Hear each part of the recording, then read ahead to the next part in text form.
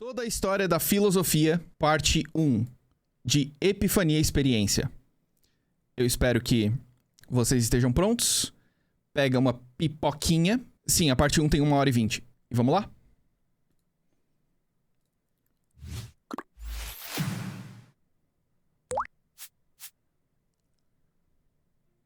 Uns 2.600 anos atrás, na Grécia Antiga, tinha um cara que a gente vai chamar de Tales, porque o nome dele era Tales. E a gente vai acrescentar de Mileto, porque ele era de uma cidade chamada Mileto. Boa. Tales de Mileto questionava as coisas. O que será que existe no céu? Como as ondas se formam no oceano? Quando será que o jantar fica pronto? Qual a substância primordial que deu origem a tudo que existe no universo? Do nada? Normal até agora. Sim. O pessoal gostou muito da última pergunta, e essa substância misteriosa ficou conhecida como Arqué, então eles focaram nisso por um bom tempo. É a água, disse Tales. É o ar, disse Anaxímenes. É o fogo, disse Heráclito. É a água, o ar, o fogo e a terra, disse Empédocles, só para entrar na brincadeira. E Anaximandro disse que essa substância é o apeiron, que significa alguma coisa tipo ilimitado, infinito, indefinido. E cara, se não sabe, não precisa inventar. Tá tudo bem. Oh, peraí. Será que ele foi o cara que chegou mais perto?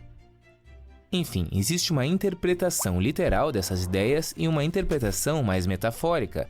E de qualquer forma, ainda que talvez eles não estivessem certos, o importante não foram as respostas às quais eles chegaram, e sim o método que eles usaram. Uma investigação feita por meio da razão, usando a observação empírica e o raciocínio lógico. É exatamente por isso que a filosofia é a mãe da ciência. Se for pegar a filosofia em si, ela provavelmente não é considerada uma ciência, tá ligado? Porém, é por isso que a filosofia é mãe da ciência, porque ela, sem a filosofia, não teria como você utilizar o método científico, por exemplo. Começou na filosofia, literalmente. Desafiando os mitos e as lendas que explicavam todas as coisas até então. Nessa época surgiram debates e fofocas que duram até hoje. Dizem que Heráclito odiava Parmênides, mas não é verdade. Heráclito odiava todo mundo. A suposta treta é que Heráclito dizia, tudo muda sempre, enquanto Parmênides dizia, tudo muda nunca. Nossa, grande briga, hein? Mas beleza, é mais complicado do que isso. Os dois abrem um debate ontológico, ou seja, sobre o ser, mas o ser em um sentido mais amplo do que ser humano, o ser como tudo aquilo que existe. Heráclito dizia que todas as coisas estão em constante transformação, então é como se o ser não existisse. O que existe é o constante processo de vir a ser. Isso ficou simbolizado pela frase não se pode entrar duas vezes no mesmo rio, porque tanto o rio quanto a pessoa mudam o tempo inteiro. Exatamente. Mas se filosofia não fosse uma ciência, não existiria faculdade de filosofia? O que eu quero dizer que é considerado ciência ou não, são coisas que você consegue aplicar o método científico. Você não consegue aplicar o método científico em tudo na filosofia. Não consegue. Assim como você não consegue nem aplicar o método científico em todas as áreas da psicologia, por exemplo. Tá ligado? A ciência depende de observação, de teste, de repetição, de falseabilidade e por aí vai. E esses conceitos começaram dentro da filosofia. Graças a isso que nasceu o método científico. Parmênides não negava essas mudanças que a gente vê no mundo, ele só dizia que elas são ilusões dos sentidos. Mas para chegar até a verdade, a gente tem que usar a razão, o que ficou marcado pela sua frase, o ser é, o não ser não é. O não ser é o nada e o nada não existe. Olha só isso aqui. Isso não é o nada, isso é só uma tela preta. Exatamente o que eu ia falar! O nada não existe. A gente não pode falar, a gente não pode nem pensar no nada. A partir do momento que a gente pensa no nada, esse nada já passa a ser algo. Então, o ser já passa a ser um pensamento sobre o que eu considero nada. É tudo o que existe. Ele é imutável e eterno. Só que o próprio Heráclito reconhecia um princípio imutável e ordenador dessas constantes transformações, o Logos. Então talvez eles nem discordassem tanto assim, né? A verdade é que é tudo fofoca, eles nem se conheceram. Ah. Vocês viram que tem uns caras aí pensando nas coisas? Sim, os magos do conhecimento. Brabo da Tem uns caras pensando nas coisas. sapiência. Eu conheço um lá da praia. Maconheiro, pô. Sabios. Sábios. É assim que se chama. Aham. Não exatamente. Apenas um amante da sabedoria. Diria humildemente Pitágoras, que aliás defendia que a arqué são os números. E foi o primeiro cara que disse que era um filósofo, que vem de filo, amor e sofia, sabedoria. Surgindo assim, filosofia, amor pela sabedoria. Esses caras ficaram conhecidos como pré-socráticos, porque eles vieram antes de... Quem é esse filósofo? Não, pera aí, que é isso? É o Sócrates, ele nem escrevia, pode jogar isso fora aí. Eu achei que era o grande filósofo Kid Bengala. E na verdade, nem todos os pré-socráticos viveram antes de Sócrates. Alguns deles estavam por ali na mesma época de Sócrates. Tipo Demócrito, que aliás, junto com seu mestre Leucipo, tinha sua própria ideia do que era a arqué. Tudo é feito de umas coisinhas bem pequenas. Não, pequenas mesmo. Não, vocês não estão entendendo. Elas são minúsculas, invisíveis a olho nu, num nível que elas não podem nem ser divididas. Desculpa. Os átomos. Porque A significa não e tomo significa divisível, então não divisível. Beleza, ele não tinha imaginado os átomos exatamente assim, mas os átomos nem são exatamente assim, então deu pra entender. Aí foi só questão de 2000 anos até levarem essa teoria a sério. Sim. Enfim, ainda... E depois começaram a cortar os átomos. E aí viram que, oh meu Deus, o que é isso? É o Homem-Formiga. Que a maioria dos pré-socráticos tenha sim vivido antes de Sócrates, esses filósofos são agrupados mais por causa do interesse que eles tinham em comum do que por qualquer outra coisa. Essa busca pela arqué, esse foco na cosmologia. E isso mudou completamente quando Sócrates chegou na cena e foi o primeiro a evocar a filosofia do céu à terra. Deu-lhe a cidadania nas cidades, introduziu-a também nas casas e a obrigou a ocupar-se da vida e dos costumes, das coisas boas e das coisas más. Resumindo, ele tirou o foco lá de cima e colocou nos problemas aqui do dia a dia. Ok. Mas quem é Sócrates? Qual é que é desse cara? Apenas o melhor de todos, falo mesmo. Bom, o século é Na verdade, eu não sei se eu gosto mais dele ou de Aristóteles. Provavelmente Aristóteles, mas Sócrates é foda. menos 5 e a cidade Ou foi. é Atenas, o berço da democracia. Sócrates estava por ali, pelas ruas da cidade, mas ele não era muito de escrever. Sim, ele é o tudo Gold. que a gente sabe sobre ele foi escrito por alguma outra pessoa.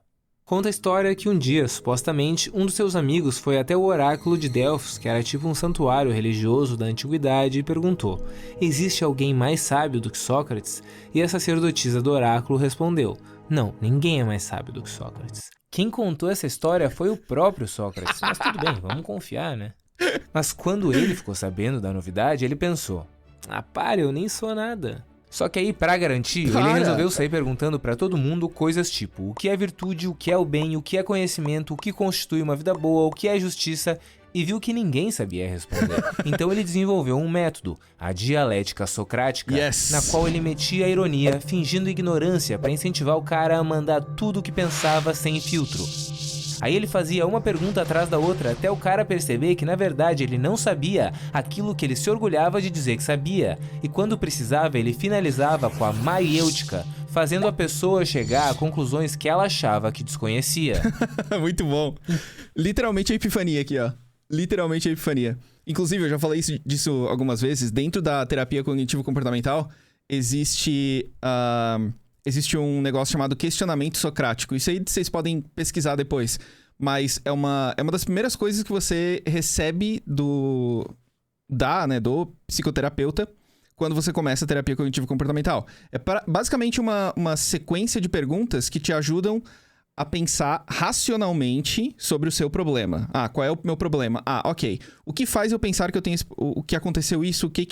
Ou sobre pensamentos intrusivos, pensamentos negativos e afins. É muito interessante. Depois vocês podem pesquisar. Se chama questionamento socrático. Aí vocês podem colocar questionamento socrático dentro da TCC, Terapia Cognitivo-Comportamental. É bem legal. Então não é como se ele se achasse um gênio nem nada, mas perto desse bando de imbecil... Ou melhor, ele podia não saber muito, mas pelo menos não fingia saber as coisas que ele não sabia. Só isso já fazia dele mais sábio do que as outras pessoas. Exatamente. Mas aí ele mandou atenção, ficando famoso, e muita gente começou a se interessar pelas coisas que ele falava. E ele conquistou um monte de seguidores, e isso incomodou os poderosos que não achavam tão legal serem burros, muito menos ter um cara questionando coisas tipo o que é justiça. E aí eles resolveram... Justiça é o que eu digo que é justiça, anjo. Fazer justiça. em um julgamento bem tendencioso, no qual Sócrates foi acusado de não reconhecer os deuses da cidade, introduzir novas divindades e corromper a juventude. Esse livro sobre o julgamento do Sócrates é espetacular. E pediram gentilmente, educadamente, cala a boca! E ele falou que preferia morrer do que fazer isso. E digo mais, ninguém sabe o que tem depois da morte. Temer algo desconhecido e que pode ser bom é irracional. A morte ou é um descanso eterno, top, ou é um lugar melhor do que esse, top vezes 2. Literalmente ele falou top. E aí ele fez um longo discurso em sua defesa, dizendo coisas que ficaram marcadas na história, tipo, uma vida não examinada não vale a pena ser vivida, enquanto um cara estranho ficava lá atrás, anotando tudinho que ele falava. Aí que veio o livro, inclusive. Qual é o nome? Eu não lembro do nome, mas é alguma coisa de o julgamento de Sócrates, alguma coisa assim. E aí uma hora os governantes se cansaram e perguntaram, o que Foi Platão que escreveu, não? Você sugere como pena? E aí ele deu uma pensada e disse... lanche grátis. Pra sempre. Não, vai ter que ser veneno mesmo. Beleza, fechou então. Mas vocês ficarão famosos por terem matado um sábio, mesmo que eu não o seja. Então o grande arquétipo da filosofia literalmente preferiu morrer a perder uma discussão. Isso explica bastante coisa. Poxa, eu me identifico tanto. A perder uma discussão. Isso explica bastante coisa. Muito bom. Onde é que tá o Platão? Ele deveria estar exatamente aqui. Ele disse que estava doente e não pôde vir. Porra, ele não foi lá escrever o negócio mais importante. Dá-lhe nesse copo de cicuta. Sócrates. Aquela coisa que você disse sobre não ser um sábio é verdade? Sim, meu caro amigo. Então é por isso que você disse só sei que nada sei? Quê? Não foi nem ele que falou. Eu nunca disse isso. ZX, obrigado pelo Prime. E o que se aprende com toda essa história? Não se curvem diante das autoridades. A morte não é algo a ser temido. E claro, questionem tudo. Menos o oráculo da cidade, pelo jeito.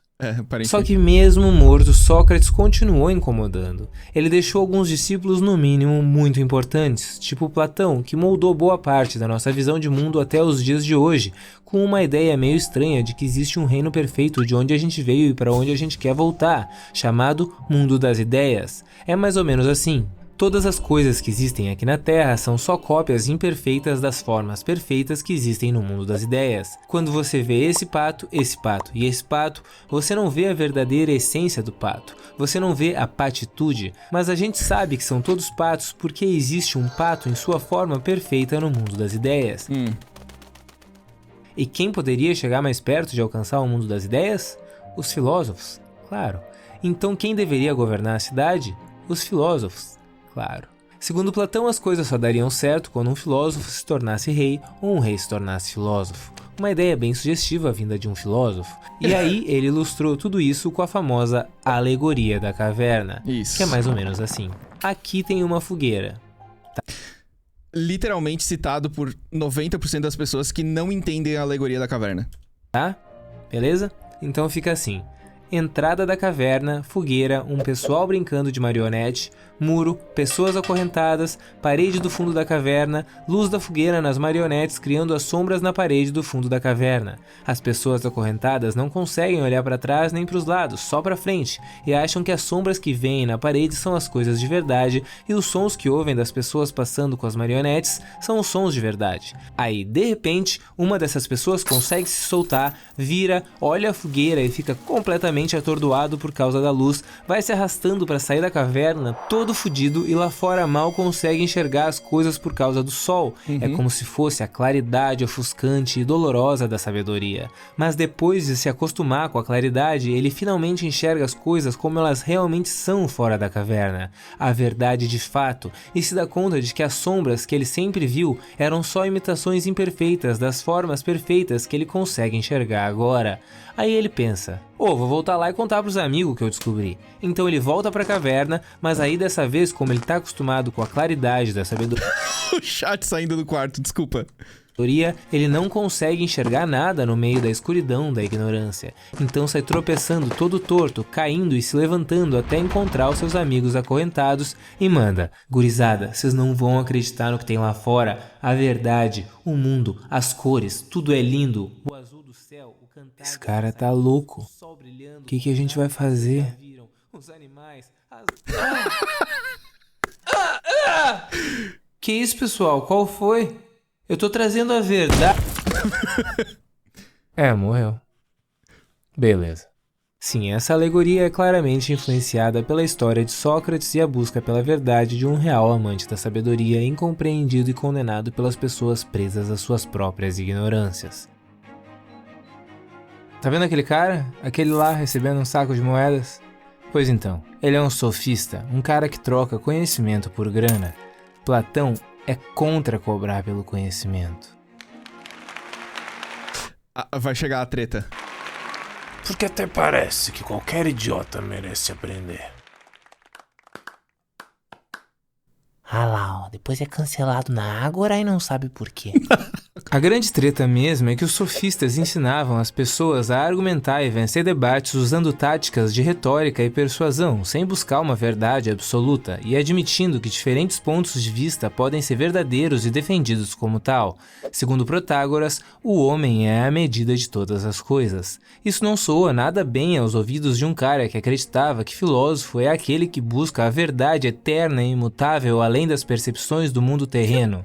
Tipo, eu gosto de Platão, mas esse é o problema que eu tenho com Platão, tá ligado? De buscar uma coisa só. Cara, tem muita gente no mundo, esse mundo é grande demais pra ter uma coisa só. Eu não falo nem de uma coisa espiritual, tipo Deus da vida e tal. Mas o próprio exemplo que o Epifania deu, do 9 e do 6, só que a pessoa vê o 6, ela vê o 9 ao contrário, e aí ela vê o 6 e tipo, vice-versa. É possível você ter as mesmas informações que a pessoa, entender exatamente o que a pessoa entende e ainda assim discordar dela, tá ligado? E foi assim que os sofistas, que na verdade significa simplesmente sábios, foram carinhosamente apelidados por Platão de mercenários do saber. E sofista é um xingamento até hoje em dia. A vida é difícil para quem não tem escravos. E outro cara que implicou com os sofistas foi Aristóteles, discípulo de Platão. Amo. Mas ele perdeu menos tempo com essa briguinha e mais tempo em botar ordem na porra toda. Primeiro, com todo respeito, mas cala a boca, Platão, para de inventar história. A verdade tá no mundo à nossa volta, não num reino perfeito das ideias. Segundo, já tem como conceber um sistema complexo de física que vai ser estudado por toda a Idade Média até culminar na revolução científica da modernidade? Óbvio que não, ainda é muito cedo. Mas Aristóteles consegue, né? Claro. Terceiro, e metafísica, rola? Rola. É o que eu chamo de filosofia primeira, porque estuda as causas e os princípios de basicamente tudo. E aí depois vocês podem chamar de metafísica numa puta confusão de nomenclatura se preferirem. Quarto, lança uma abordagem sistemática da ética focada no caráter e na virtude para alcançar a eudaimonia, que é uma coisa tipo felicidade, só que mais complexa. Eis Ética Nicômaco, uma obra que é estudada milimetricamente até hoje por uns 3 anos da faculdade de filosofia. Quinto, golfinho e baleia ficam na água, mas não são peixes, são mamíferos. Meio que o primeiro biólogo da história que estudou umas 500 espécies de animais e estabeleceu um tipo de classificação sem nem contar as plantas. Essa parte eu não sabia, não. Sexto, tutor de Alexandre o Grande. Isso eu sabia. E finalmente, sétimo, o cara que simplesmente estabeleceu as bases de quase tudo o que seria o estudo da lógica. Lógica. Mano, faz mais de 2000 anos. Vocês têm noção disso? 2000 anos atrás, esse cara praticamente inventou a lógica. Eu vou falar desse jeito sim. Ele inventou a lógica e faz 2000 anos que as pessoas não entendem lógica. Não entendem lógica, não entendem o que é um argumento, o que é uma falácia, as pessoas simplesmente ainda não sabem conversar. Botijãozinho gasoso, muito obrigado pelo Prime. Estabeleceu as bases de quase tudo o que seria o estudo da lógica por uns 20 séculos. E durante isso, Atenas perdeu umas guerras, a democracia sucumbiu por um tempo e uma tirania foi instaurada. Mas depois a democracia voltou, mais torta do que antes, até que Alexandre o Grande dominou praticamente todo mundo que eles conheciam até então, misturando culturas de tudo que é lado, e morreu. Mais ou menos na mesma época que Aristóteles morreu, e Platão já tinha morrido há anos, e Sócrates já estava mais do que morto. Aí começou o helenismo, um período em que surgiu um monte de escolas baseadas nos ensinamentos desses caras e nessa mistura de culturas que Alexandre foi juntando de tudo que é lado. Essas escolas focavam basicamente em alcançar a ataraxia, a apateia e a aponia, que são outros nomes para ficar de boa, não sofrer e não sentir dor. Eles estavam bem preocupados com o que a gente não deveria se preocupar. Aí um cara chamado Antístenes chegou achei que era outro. E jogou quase tudo o que tinha fora, porque ele acreditava que a gente não deveria se preocupar com riqueza, reputação, poder, convenções sociais, enfim, todas as coisas que a gente se preocupa até os dias de hoje. E um pessoal gostou da ideia e começou a ir atrás dele, mesmo que ele só quisesse ficar de boa. Eles eram contra os pudores da sociedade e achavam que era uma hipocrisia esconder a nossa natureza dos outros seres humanos. Eu amo esse conceito, o cara é tipo, não quero mais isso aqui pra minha vida. Eu vou ver na rua e vou ficar de boa. Aí eu olho aquilo, eu vou seguir esse cara. Tipo, sai daqui, mano, eu só quero ficar na rua. É tipo aquela parte do filme de Forrest Gump que ele tá correndo. Porque ele só tá correndo. Pera. Não, acontece uma coisa, eu só não quero falar agora. Acontece uma coisa que ele só fica correndo e depois todo mundo fica correndo atrás. Ele vira um símbolo, mas ele só tava correndo de boa e todo mundo correu atrás dele e é isso. Então eles ficavam pelas ruas, dormiam onde desse pra dormir e faziam o que tivessem vontade quando tivessem vontade. Literalmente. Bando de cínico! Como chamavam eles de cínicos, essa escola ficou conhecida como cinismo. Era pra ser um xingamento, porque cínico significa como um cão. E pra moral da época, eles viviam que nem cachorros. Mas também, eles não estavam muito preocupados com isso, então o nome pegou. Eu queria viver igual o meu cachorro. O Bilbo tem a melhor vida, ever. Filha, esses são os cínicos. Não olha. E um baita comerciante chamado Zenão de Sítio naufragou ali perto de Atenas e perdeu tudo que tinha. Então ele saiu meio cabisbaixo pelas ruas da cidade e parou na casa de um vendedor de livros, onde leu sobre Sócrates. Aí perguntou pro vendedor: "Mano, que dele esse cara?" E o vendedor respondeu: "Não, esse aí já morreu já, mas vai com aquele cara ali que é filósofo também, é tudo a mesma coisa." Esse cara era Crates de Tebas, um cínico que virou mestre de Zenão e mostrou o caminho da filosofia, fazendo com que o aprendiz ficasse maravilhado com esse estilo de vida contemplativo, encantador, livre, desapegado, caralho. Este aqui é Diógenes, o meu grande mestre. Esse sim. Eu achei que ele ia falar do Diógenes primeiro. Tá bom então, acho que já deu. E aí Zenão respeitosamente agradeceu os ensinamentos e seguiu seu próprio caminho, começando a ensinar perto da entrada de Atenas, de graça, para quem quisesse ouvir, porque o cara era pura humildade, né? E porque ele não era cidadão de Atenas, então não podia ter uma escola na cidade. Mas enfim, como ele e os alunos se reuniam nos pórticos, que em grego é estoa, a escola ficou conhecida como estoicismo. Segundo eles, chegou. Não devemos nos preocupar com nada que esteja fora do nosso controle. As adversidades da vida, a morte e o que as pessoas pensam sobre você são coisas que estão fora do seu controle. E tipo, as pessoas adoram pensar assim, não, mas eu vou mudar ele. Não, porque tem a ver comigo sim, eu consigo controlar, eu vou... ninguém conseguiu fazer a cabeça das pessoas em relação a isso, mas eu vou conseguir. Você não vai conseguir, simplesmente porque quem muda não é você. A pessoa muda porque ela quis por ela mesma, ela pode ouvir alguma coisa, saber de alguma coisa, ela pode talvez ser influenciada a fazer alguma coisa, mas mudar de fato, ela faz por ela mesma, tá ligado? E quando você entende que essas coisas que estão fora do seu controle realmente estão fora do seu controle, que os exemplos aqui que ele deu, a morte é uma coisa que vai acontecer e ponto, eu não tenho o que fazer, eu vou morrer assim como todo mundo vai morrer, o que as pessoas falam de mim, ou os problemas que as pessoas têm em relação a mim são problemas delas e não meu, tá ligado? O problema que as pessoas têm comigo, por exemplo, é problema delas. E por aí vai. No momento que você vai entendendo essas coisas e realmente entrando a fundo, tipo assim, não tá no meu controle, o que eu posso fazer? O que eu posso fazer? Shoganai, diria em japonês. Tipo, é a vida, não tem o que fazer, é isso aí mesmo. Sai um peso das suas costas muito, muito grande. Muito grande. Porque você entende que não mudou nada na sua vida, tá ligado? Não, eu vou morrer, eu tenho medo de morrer. Eu tenho um certo medo de morrer, óbvio. Eu quero sobreviver, mas eu vou morrer um dia. Tomara que eu morra dormindo, né, velhinho na cama. E é isso, eu não tenho mais o que fazer. E por aí vai. Tá ligado? Sai um peso muito grande das suas costas, eu acho.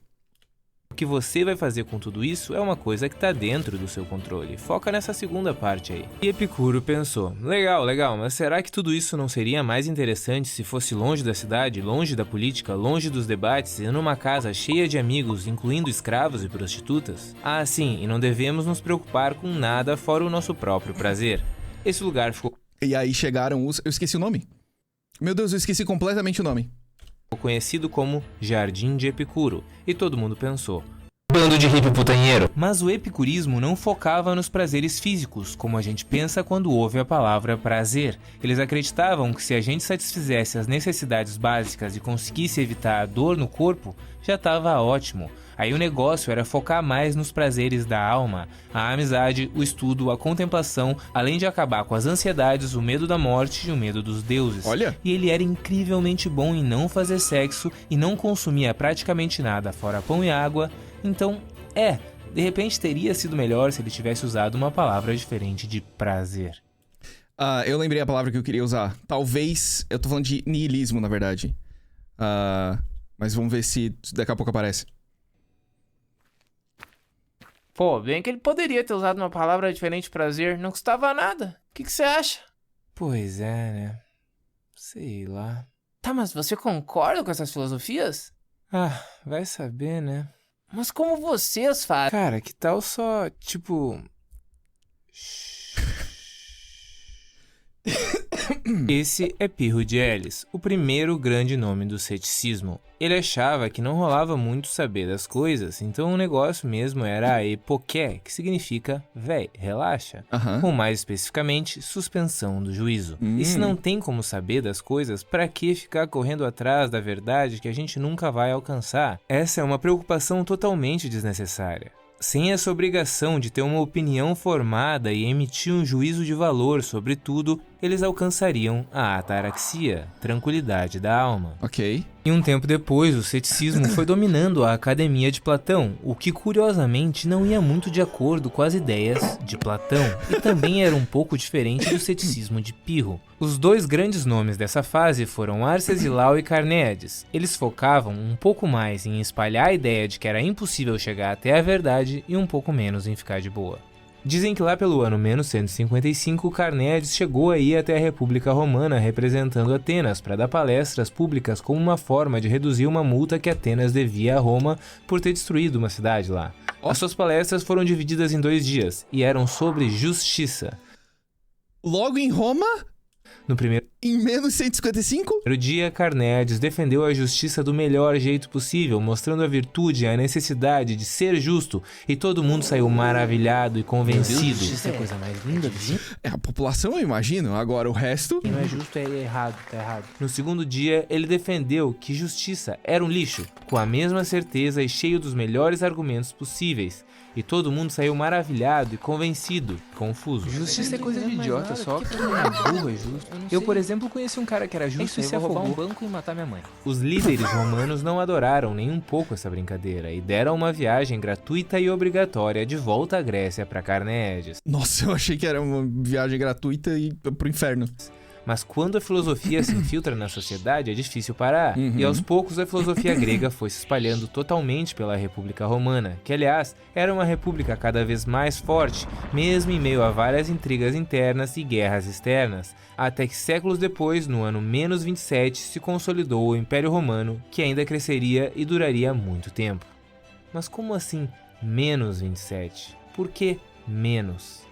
Porque em 27 anos... tudo mudaria pra sempre. E apareceu um Que doido aí. graça tem o mundo sem um pouco de mágica? Nasce um cara que muda absolutamente tudo. O grande JC, também conhecido como Yeshua, ou simplesmente Jesus Cristo.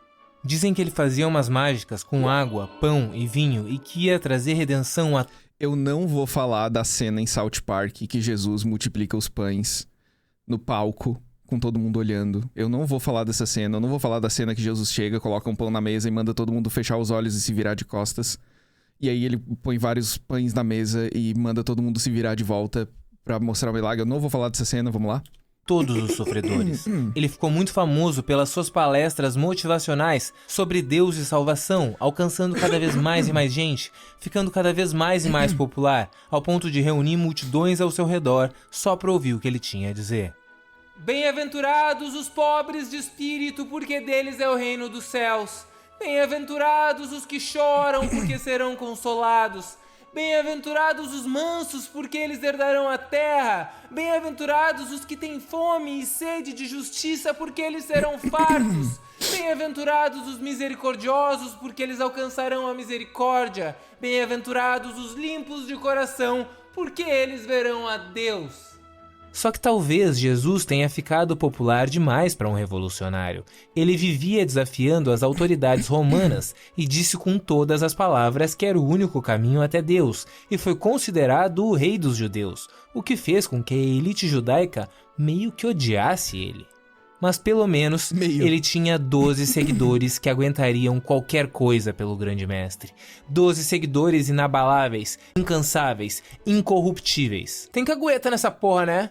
Quem é que vai me trair? Nem precisa falar que eu já sei. Por que dizes isso, Yeshua? Mestre, isso não pode ser verdade. Ninguém aqui te trairia, Quem, seu senhor. Diga quem. Eu prefiro morrer do que fazer qualquer coisa com o senhor. Eu prefiro morrer. Não, tô de boa, cada um. Tu estás falando de mim, mestre. Ué, tu que tá falando que eu tô falando. Tá, mas e aí, tu tava ou não tava falando de mim? Ah, vai lá e faz o que tem que fazer. Então eu vou lá e vou fazer mesmo. Tá falando que eu tô fazendo, não tá falando? Eu não vou ficar aqui ouvindo de graça. Eu não sou idiota. Eu tenho certeza que nada vai acontecer. Ele tava de cabeça quente. Nada vai acontecer, vai dar tudo certo. Aí Judas fez um acordo meio estranho com a elite judaica em troca de 30 moedas de prata. Seguinte, vocês não vão reconhecer ele porque vai estar cheio de cabeludo, tudo igual, de vestido lá, misturado de barba, essas coisas. Aí eu vou lá, vou dar um beijo na bochecha do cara certo e plau, aí é só pegar. E olha só, querendo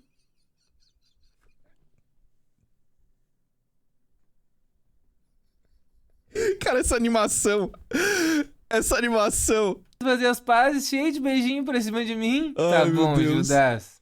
Então a elite judaica entregou Jesus às autoridades romanas e o resto todo mundo sabe. Ele foi julgado, condenado, torturado e lá, na cruz do meio ali.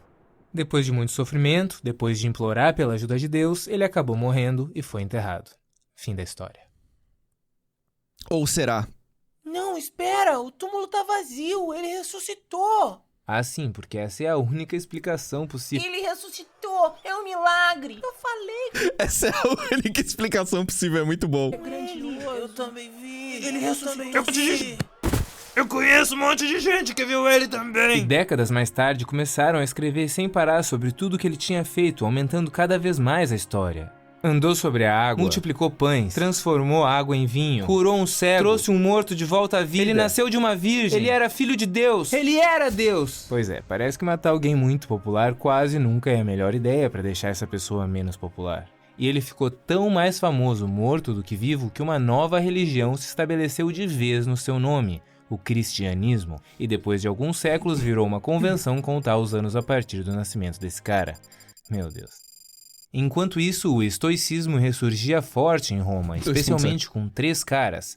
Primeiro, um grande senador chamado Sêneca, que foi injustamente condenado à morte pelo imperador Cláudio, mas conseguiu fugir e viveu um tempo exilado numa ilhota. Só que alguns anos depois voltou a Roma e virou tutor de um jovem rapaz chamado Nero. Já ouviu falar? Que também virou imperador. E quem era o seu conselheiro? Isso mesmo, Sêneca. Olha só quem deu a volta por cima. Mas logo depois ele foi condenado à morte de novo, pelo próprio Nero. E dessa vez não deu pra fugir. Segundo, um escravo manco chamado Epicteto. Ele Que na verdade não era o nome dele. era tão escravo que até hoje ninguém sabe qual é o seu nome verdadeiro. Epicteto significa simplesmente comprado ou adquirido. Mas ele mostrou na prática o poder do estoicismo de manter o controle da própria mente em momentos extremos. Ele provavelmente é o...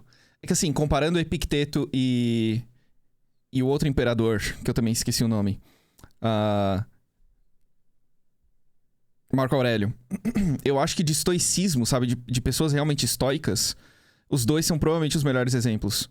Um imperador e o outro escravo, e não tem como não se identificar com os dois em algum nível, tá ligado? Em algum nível. Ninguém aqui é escravo, eu acho, e ninguém é um imperador, mas em questão de sofrimento, em questão do que tá no nosso controle, o que não tá, e aversões, e por aí vai, eu acho que esses dois são provavelmente as pessoas mais estoicas que já existiram, tá ligado?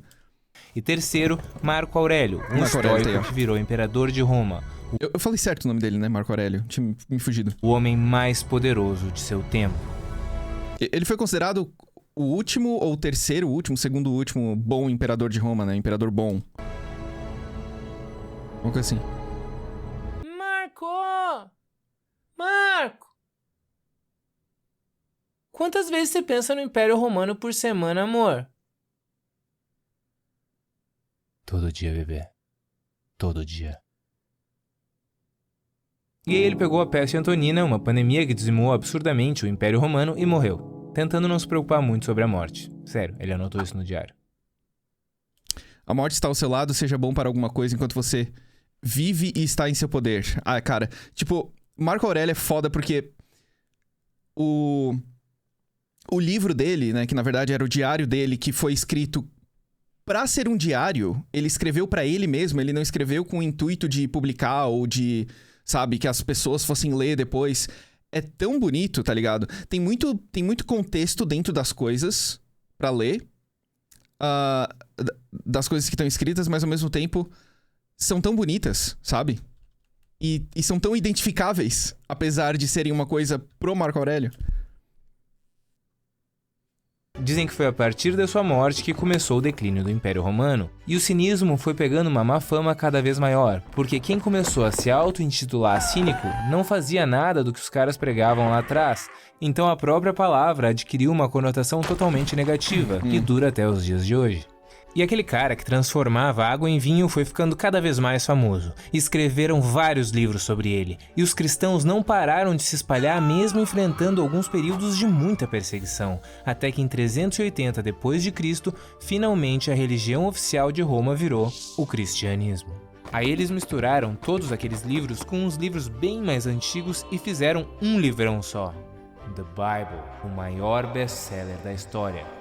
Mas nessa época, Roma já tinha virado a maior civilização da história ocidental, abrigando uma grande diversidade étnica, com vários tipos de crenças e divindades, e a efervescência cultural de cidades como Alexandria, que na sua história contava com nomes como Euclides, Ptolomeu, Plotino, Hipátia. Hipátia?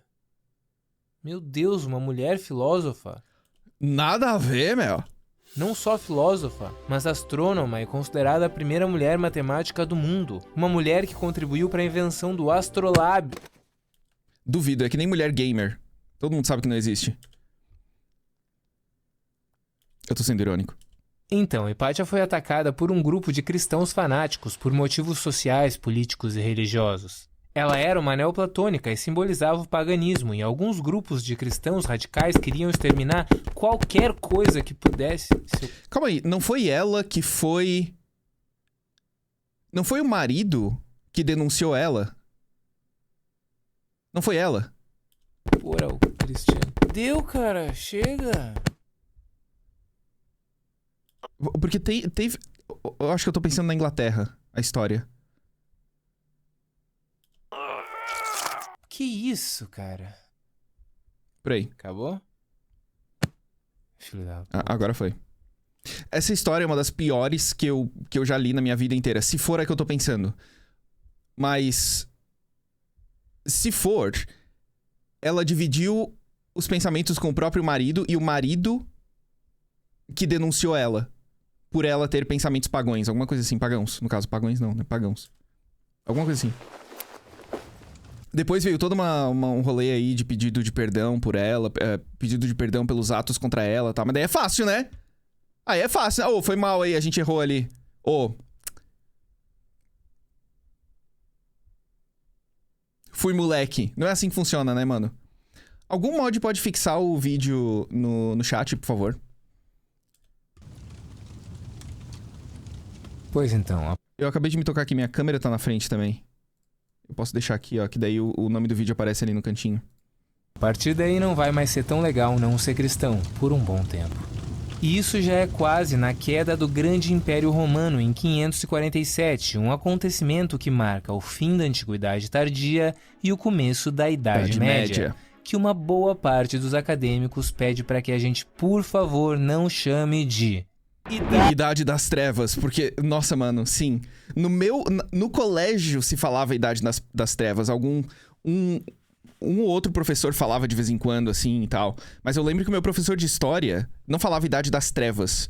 E ele falou que não podia chamar de Idade das Trevas porque teve muito conhecimento que foi descoberto ou que foi estudado e tal durante a Idade Média. Então chamar de Idade das Trevas era uma contradição a isso. Eu lembro que ele falou alguma coisa nesse sentido. Enfim, a Idade das Trevas foi uma época muito legal pra quem gosta de cavaleiros e castelos, de RPG e Game of Thrones, mas não é tão divertida pra quem gosta de filosofia. Por um bom tempo, a filosofia deixa de ser o centro da história e a teologia ganha muito espaço. Então será que realmente precisa ficar falando sobre isso? Tá bom, speedrun. A gente era bem importante nessa época. O ser humano era obra de Deus, de acordo com a Bíblia. A Terra era o centro do universo e o Sol girava ao seu redor, de acordo com o modelo geocêntrico do astrônomo Cláudio Ptolomeu. E tudo era feito pra gente, de acordo com a gente mesmo. Bons tempos. Cadê Copérnico? Existiram duas principais fases. A patrística, mais ou menos do século IV ao século VIII, e a escolástica, mais ou menos do século IX ao século XVI. A patrística foi marcada pelos pais da igreja, que buscavam explicar a doutrina cristã, estabelecer os dogmas da igreja e combater heresias. Sim. O maior nome dessa fase foi Santo Agostinho, que viveu só até 430 d.C. Então, apesar de ser um filósofo medieval, tecnicamente ele nem faz parte da Idade Média, mas os historiadores e os filósofos dividem as coisas de um jeito um pouco diferente. Segundo ele, a fé precede a razão. Então ele pegou a Bíblia e misturou com o platonismo para tentar dar um jeito de explicar algumas coisas meio contraditórias da escritura, tipo a nossa liberdade. Supostamente Deus teria nos dado livre-arbítrio, ou seja, a gente é livre para fazer as nossas próprias escolhas. O problema é que ele teve que tentar encaixar isso com a predestinação, porque estava escrito na Bíblia que Deus já sabe tudo, vê tudo e está em todo lugar. Boa sorte. Então, se você for pra esquerda, Deus já sabia, mas pode ir, porque foi você que escolheu ir pra lá. Se você for pra direita, Deus também já sabia, mas foi você que escolheu. Muito bom. E não adianta ficar aí parado, porque Deus já sabia que você ia fazer isso, safado. Conseguiu entender direitinho? Não, né? Tá bom. E ele desenvolveu o famoso conceito de pecado original, que é mais ou menos assim. Você é um pecador desgraçado desde que nasceu porque uma moça e um cara comeram uma fruta que não deveriam. Só que com a queda do grande Império Romano do Ocidente, o pessoal ficou meio perdido. A Europa era invadida por tribos de tudo que é lado, as cidades eram saqueadas, e andar solto pelos campos era mais perigoso do que andar no Rio de Janeiro à noite. E aí? As pessoas queriam proteção, os reis queriam manter as terras sob controle. Solução? O rei dava um pedacinho de terra, também conhecida como feudo, para uma pessoa... Senhor, por favor. Beleza, o rei dava um pedacinho de terra para um senhor. E em troca esse senhor jurava lealdade ao rei. E aqui temos um senhor feudal. Aí ele pegava essas terras e dividia com os vassalos, em troca de um outro juramento de lealdade. E ainda tinha um que outro artesão ou comerciante ali no meio e pronto. Top, fechou tudo então. Não, peraí, ainda tem basicamente todo mundo que sobrou e não quer ser esquartejado dormindo no campo. A maioria desses aí tiveram que virar servos mesmo. E o que eles faziam? Basicamente, eram explorados. Mas claro, ganhavam um pedacinho de terra que não era deles para plantar comida, que em grande parte também não seria deles.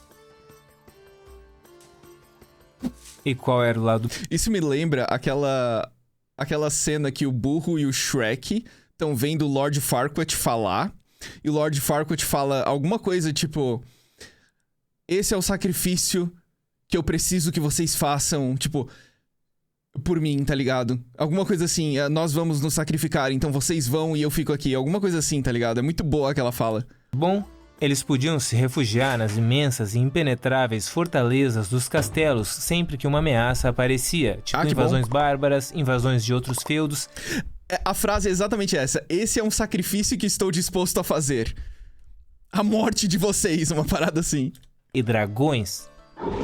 Ah, legal se fosse. Tá bom, não tinha dragão. E aí, Droga. mais ou menos pelo meio da Idade Média, um líder carolíngio chamado Carlos Prefiro enfrentar um dragão do que a Igreja Católica nessa época, eu acho. Magno quis dar uma melhorada na educação e na cultura, então ele criou escolas e trouxe copistas para preservar textos antigos. E só Deus sabe o quanto isso foi importante, principalmente levando em consideração todos os livros que a Igreja Católica destruiu na sua história. Foi nessa época que a Igreja criou as primeiras universidades do Ocidente, nas quais as pessoas estudavam as 7 artes liberais, formadas pelo Trivium, gramática, retórica e lógica, e o Quadrivium, aritmética, geometria, música e astronomia. E aí depois elas podiam estudar direito, medicina e, claro, teologia, que era considerada a rainha das ciências. Mas sejamos justos, eles não tinham um conceito moderno de ciência. E no fim era só não usar esse conhecimento para fazer nenhuma descoberta muito incrível que fosse contra a Bíblia ou a Igreja e tava tranquilo, ninguém era queimado vivo. Ops. E ali pelo século IX começa a escolástica, que basicamente tenta provar a Deus usando a razão. Santo Anselmo desenvolveu o argumento ontológico e São Tomás de Aquino aproveitou que os escritos de Aristóteles voltaram à cena graças aos filósofos islâmicos como Avicena e Averroes e postulou as 5 vias para a existência de Deus. E a gente vai ter que tirar no par ou ímpar para ver sobre qual das duas a gente vai falar. 1, 2, 3, foda-se, vamos falar das 5 vias porque ela é mais famosa. Ok. 1. Primeiro motor. Tudo que tá em movimento é movido por outra coisa. E isso não pode retroceder ao infinito, porque seria absurdo. Então tem que existir o primeiro motor que não é movido por nada. Esse motor é Deus. 2. Causa eficiente. Tudo que existe tem uma causa, e isso não pode retroceder ao infinito também. Então tem que existir uma primeira causa que causou tudo sem ter sido causada. Que, de novo, é Deus. 3. Ser necessários e seres contingentes. Existem seres que podem existir ou não existir. Esses são seres contingentes, mas se em algum momento nada existisse... Tá muito rápido. Tá muito rápido. Parece a minha primeira aula de fenomenologia. Eu saí... maluco. Não teria como tudo começar a existir por si só. Então tem que existir um ser necessário que não poderia não existir. E quem é esse ser? Exatamente. Deus. 4. Graus de perfeição. Existem graus de perfeição nas coisas. Mais ou menos nobre, mais ou menos forte, mais ou menos corajoso, mais ou menos paciente em ouvir um cara da Idade Média tentando provar a existência de Deus. Só que tem que existir um grau máximo de perfeição em todos os aspectos. Mano, tipo assim... Eu sinto que eu tô sendo enganado aprendendo sobre isso, sabe? Sobre, tipo assim, se eu fosse aprender sobre as 5 vias, eu sinto que eu estaria sendo enganado. E, tipo, não só pela parte, né, ilógica do negócio, mas algumas outras coisas, porque, assim, uma outra fala parece interessante. Uma coisa em movimento, ela tá em movimento, sabe? Umas coisas parecem interessantes, aí outras vão lá e, tipo, porra, como assim graus de perfeição? Perfeição pode ser um negócio completamente relativo, tá ligado? Não tem como eu medir a perfeição. Não tem. Adivinha quem tá no grau máximo? Até a 3 a gente engole, exatamente. Alessandra Negrini, não. Ok. Deus de novo. E 5, causa final. Todas as coisas na natureza tendem a um fim específico. Coisas que não têm conhecimento, como objetos inanimados e organismos simples, não podem se direcionar sozinhas a um fim específico. Assim como uma flecha direcionada pelo arqueiro até o alvo, algo inteligente precisa guiar todos os processos naturais até o seu fim.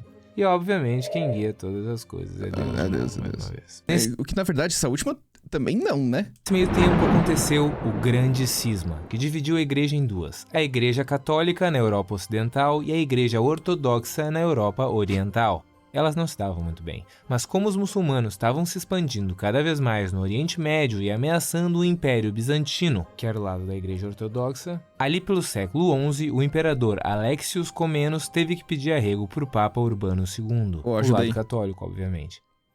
Papa... Que foi? Tô precisando de ajuda aqui, os otomanos estão invadindo lá embaixo. Tá bem complicado com isso aqui. É muito bom, porque quem tá pedindo ajuda é o Alexios Comnenus. Não, é Comnenus. Droga, se fosse Comnenus, seria muito bom. Porque ele precisa de ajuda, ele tem menos. Droga, esquece. Vou ter que pensar um pouco aqui. Bora!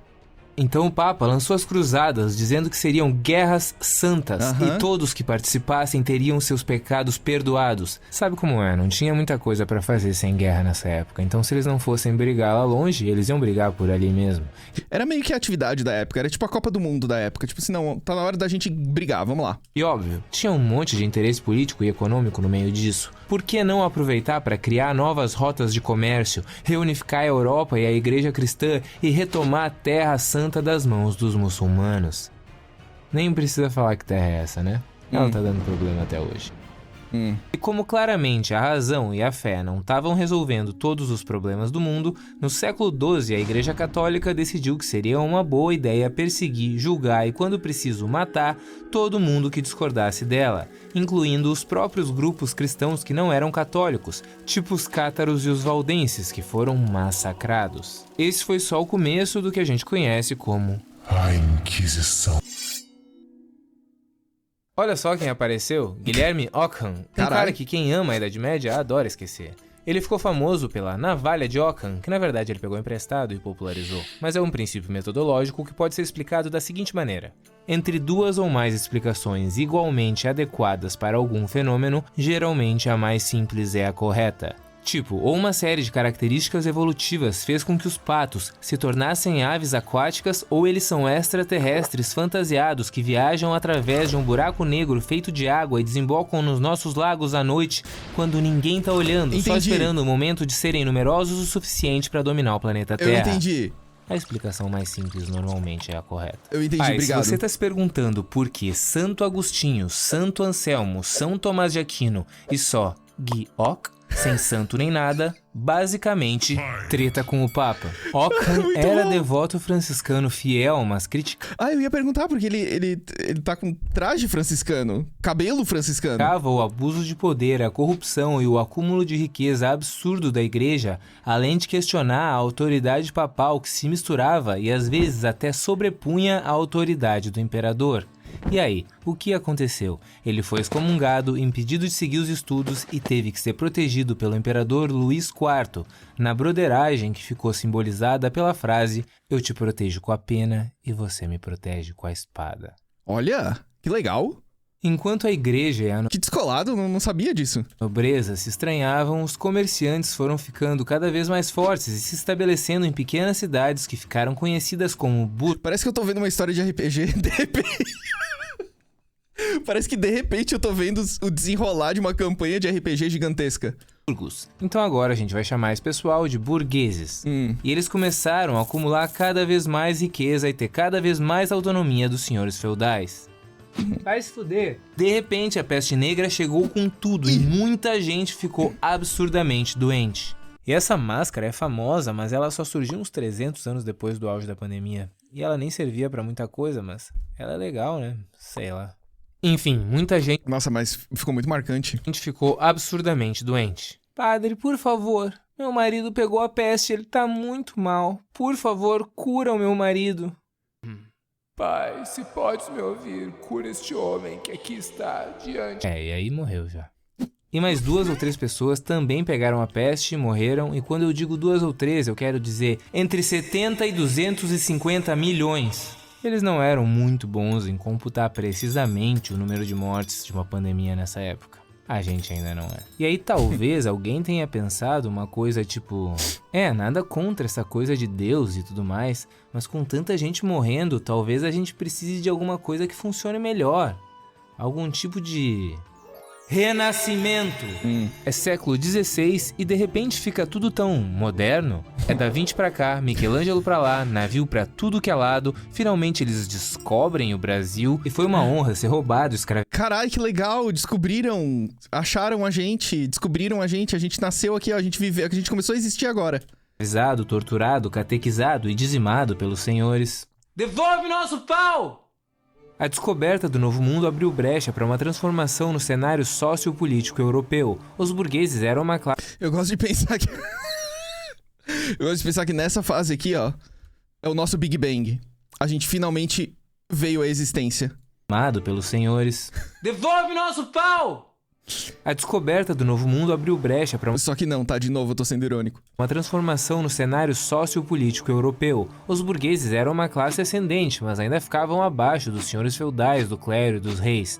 Mas agora, com novas frentes de comércio, investimento, indústrias, bancos, ações e empresas coloniais, exploração, as coisas estavam começando a mudar de verdade.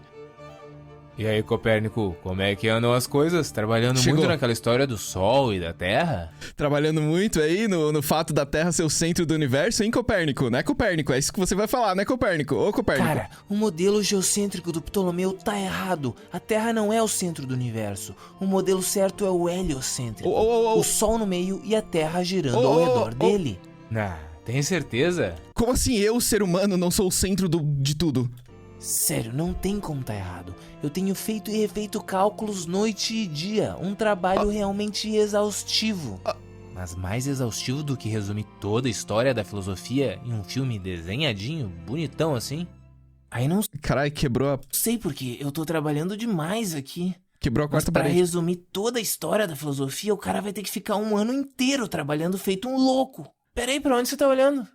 Não, lugar nenhum, não tava olhando pra lugar nenhum. Passou uma moça bonita ali, eu dei uma olhada, só Ai, isso. para. Ah, sei. Tá, mas e se fosse um curso com toda a história da filosofia, detalhadinha assim? Aí é diferente, Ah, né? não, agora você tava olhando pra lá assim. O que tem lá? Cara, esquece isso, vamos focar no que importa, vamos focar na essência. Tá. Essência do quê? Da filosofia, o curso do Epifania Experiência, que explica a filosofia inteira, animadinha, bonitinha. Essência da filosofia. Essência da filosofia. Oh my god! Sim, essência da filosofia. E que tem um mailer que eu recebo toda semana, todo domingo, Tá, mas você tava falando em 2 e-mails diferentes. Não sei por que eu recebo em 2 e-mails diferentes, inclusive. de curso? Sim, claro, é curso Essência da Filosofia. Uau. Como assim curso Essência da Filosofia? Um curso com uma aula para cada filósofo da história, com todos os pensamentos e conceitos mais importantes explicados de uma forma mais aprofundada que no filme. Com a mesma pegada, tudo desenhado. Nossa, Caralho. isso é realmente a essência da filosofia. É, Sim, curso Essência da Filosofia. achei Curso Essência da Filosofia. curso Essência da Filosofia. Tá, não, mas eu acho que é impossível fazer uma coisa dessa. Cara, tá cada vez aparecendo acessório novo, muito bom. Não tem como. Tem sim, tá no link da descrição e do primeiro comentário fixado. Opa! Que isso? Apontou pra onde agora? Pra onde você tá apontando? Tava apontando aqui pra Terra, a gente tava falando disso, não era? A Terra é o centro. Você tava explicando lá o modelo heliocêntrico. Ah, sim, era isso que eu tava dizendo. A Terra gira ao redor do Sol e não o contrário. Não, Se eu não. tiver certo, isso vai revolucionar tudo daqui pra frente. Enquanto isso, na cidade de Roterdã, um cara chamado Erasmo, de Roterdã, já deu pra entender como funciona essa história de nome mais cidade, né? Publicou um livro bem controverso, Elogio da Loucura, que satirizava várias práticas do catolicismo, mas não entendam errado, ele era cristão devoto, ele só tinha alguns problemas com uma instituição cheia de problemas. Que caso não tenha ficado claro, é a Igreja Católica. Nada a ver, Aliás, já impossível. faz tempo que a galera tá vendo problema na igreja, né? Parece que já tá na hora de pegar essa coisa velha e fazer alguma reforma, mas não qualquer reforma. A Reforma Protestante. Chegou. Martinho Lutero era um monge católico, mas também não estava muito feliz com algumas coisas da igreja. Então ele resolveu botar no papel quais eram os principais pontos. E aí ele começou com 1, 2, 3, 4, 5, 6, 7, 8, 95 teses ou disputação do Dr. Martinho Lutero sobre o poder e a eficácia das indulgências, que dizem que ele foi lá e colou na porta do castelo de Wittenberg. Mas o que Lutero defendia? Basicamente que ninguém precisa do intermédio de uma autoridade eclesiástica porque quem crê tem acesso direto a Deus.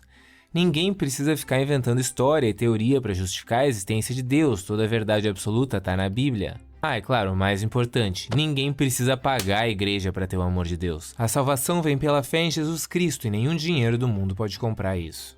E talvez você esteja se perguntando, como que não mataram esse cara? Pois Tentaram. então, os reis estavam meio cansados de perder cada vez mais poder para a igreja e terem que aceitar ordens de um cara que acha que é roteador de Deus. Aí Lutero foi protegido pelo rei Frederico III no seu castelo e apoiado por vários outros príncipes e líderes alemães. A reforma protestante marcou uma ruptura irreparável na igreja, dando origem a uma nova vertente de cristianismo, o protestantismo, que se espalhou muito rápido, então o catolicismo teve que dividir os fiéis com o irmão mais novo. Mas na prática, o que significa mais uma grande vertente do cristianismo pregando o amor do nosso Senhor Jesus Cristo? Exatamente, mais morte. A Igreja Católica lançou a Contra-Reforma, com um objetivo que eu acredito que seja bem claro, ir contra a reforma, mas fazer uma reforma interna também. Então ela retomou e intensificou o Tribunal da Inquisição, criou o Index Librorum Prohibitorum, uma lista de livros proibidos, e saiu em busca dos povos do Novo Mundo, tipo o Brasil, para catequizar os nativos. O que eu acho engraçado, cara, é que, tipo, durante a história inteira, toda vez que você tenta proibir a população, toda vez que você tenta proibir qualquer coisa, vamos proibir esse filme aqui não pode ser assistido. Vamos proibir aqui esse livro não pode ser lido. Vamos proibir aqui essa música não pode ser ouvida. Vamos proibir aqui essa pessoa de falar, ela não pode falar. Tudo isso causa o filme ser mais assistido, o livro ser mais lido, a música ser mais ouvida e a pessoa ser mais ouvida também. Sempre. E as pessoas ainda caem na mesma ladainha de sempre. Tipo assim, não. É o youtuber que dá strike. Porque falaram dele. E aí, não, deixa eu dar strike aqui porque eu não quero que falem de mim. Aquilo ali vai fomentar muito mais. Vai fazer as pessoas falarem muito mais e por aí vai, tá ligado? Esse é só um exemplo que me veio na cabeça agora, porque isso acontece direto. Mas, mano, enfim. Não adianta tentar proibir as coisas. Porque no momento que você diz que o negócio é proibido, você desafia a minha liberdade. Você desafiou a minha liberdade. E agora o fato daquele negócio que eu não queria nem ler no começo da história. Eu nem queria ler aquilo ali. Agora eu quero ler só porque você proibiu. Tá ligado? A minha liberdade foi literalmente desafiada e eu não vou ficar quieto agora. Nesse momento de tanta coisa acontecendo... Bando de padre filha da puta! Ah, sim, pois é, esse aí é o Jordano Bruno. Provavelmente um dos casos mais famosos a ser julgado e condenado à morte pela Santa Inquisição Católica. Tô queimando pra caralho aqui também. Por várias coisas, tipo negar a Santíssima Trindade... 3 em 1, até parece. A transubstanciação... O corpo do homem não vira pão, porra! E dizer que Maria não é virgem. Jura que o homem nasceu de uma mulher que nunca transou? Puta que pariu, queimou mesmo. Não sabe a anatomia básica, ô bando de imbecil? Eu tô me sentindo mal por rir, porque ele tá falando coisa engraçada. Mas ele tá queimando ao mesmo tempo, eu não quero rir. E antes de virar um pedaço de carvão, ele tinha proposto algumas ideias bem inovadoras pra época. Tipo que o universo é infinito, que existem outros mundos e umas doideiras de magia oculta que não vem ao caso. Ah, ok. E os protestantes gostaram dessa ideia de perseguir quem discordava deles e roubaram algumas coisas do catolicismo. Tipo a Inquisição. A Inquisição protestante foi tipo assim... Bora lá também. Vamos também queimar as pessoas. Mas agora os dois não vamos ficar de fora. lados tinham preocupações mais importantes do que sair atrás de herege, cientista e ateu safado. Como, por exemplo, decidir quem realmente estava do lado de Cristo. Católicos ou protestantes. Obviamente misturado com um monte de interesse político e econômico, como sempre. Então eles decidiram resolver as diferenças numa guerra que durou 30 anos e recebeu um nome muito criativo: Guerra dos 30 anos. Caralho. E se você tá se perguntando, Chocado. mas a Idade Média não tinha acabado? Sim, há mais de 1,5 séculos, só que as coisas demoram pra mudar. Agora, é verdade que as pessoas já estavam de saco cheio de não poder pensar que nem um ser humano racional. E também, tipo assim, quando a gente fala a Idade Média aconteceu desse período até esse período, as pessoas... Na época da Idade Média, não definiram que aquela ali era a Idade Média. Tipo assim, gente, olha só, agora a gente entrou na Idade Média, hein? Vai entrar nos próximos 3, 4 séculos aqui. Mas no ano X, especificamente nesse ano aqui, hein? Já não vai mais ser Idade Média, então as coisas vão mudar. Não é assim que funciona, tá ligado? Tipo, são conceitos que a gente colocou. E bateu uma puta nostalgia da época que a gente estudava o ser humano e não Deus. Então chega de teocentrismo, Deus no centro, e seja bem-vindo antropocentrismo, o ser humano no centro. Rolou uma grande redescoberta dos filósofos gregos antigos e uma revolução nas artes e na ciência. E mesmo com censura, as coisas tinham que continuar. Então Galileu Galilei inaugura a ciência moderna na seguinte passagem: a filosofia, ciência, está escrita neste grande livro, o Universo, que está permanentemente aberto e ao alcance do nosso olhar. Mas o livro não pode ser compreendido sem antes aprendermos a linguagem e os caracteres em que está escrito. A linguagem é a matemática, e os caracteres são triângulos, círculos e outras figuras geométricas, sem as quais é humanamente impossível compreender uma única palavra. Let's go. Cala essa boca, Sabia. disse a igreja. O que aconteceu foi o seguinte: Galileu tinha pegado o telescópio, que era usado sei lá pra quê, e aprimorado o equipamento a ponto de poder observar os planetas, a lua, as estrelas. Ele foi o primeiro a fazer isso, e passou anos estudando e observando os corpos celestes. E apesar de alcançar um grande prestígio pelas suas descobertas, chegou uma hora que ele teve que guardar algumas informações para si, porque a censura da igreja estava ficando cada vez mais intensa, a ponto inclusive de proibir o livro do Copérnico, que tinha passado relativamente de boa na época do lançamento. Só que aí, do nada, um padre publicou um tratado sobre cometas ridicularizando as ideias de Galileu. E ele pensou: ah é? Então foda-se! E lançou o livro O Ensaiador, com essa famosa passagem, e fazendo questão de ser claro o suficiente para que o público leigo entendesse. Ptolomeu estava errado, o geocentrismo estava errado, a Terra não é o centro do universo e o Sol não se move ao seu redor. Copérnico está certo, o heliocentrismo está certo, o Sol é o centro do universo e a Terra se move ao seu redor. E eu posso provar com meu telescópio, aliás. E para fechar, toma essa. A igreja pode saber o caminho do céu, mas não sabe como os céus caminham. Aí ele foi mais um alvo da Inquisição e carinhosamente obrigado a pedir desculpas. Desculpa. Ele não viveu em prisão domiciliar pelo resto da vida, alguma coisa assim? E retirar tudo o que disse. Foi mal. Eu retiro tudo que eu disse. Apaga o tweet. Se a Terra é o centro do universo e não se movimenta. E passar o resto da vida em prisão domiciliar. Ah, acertei.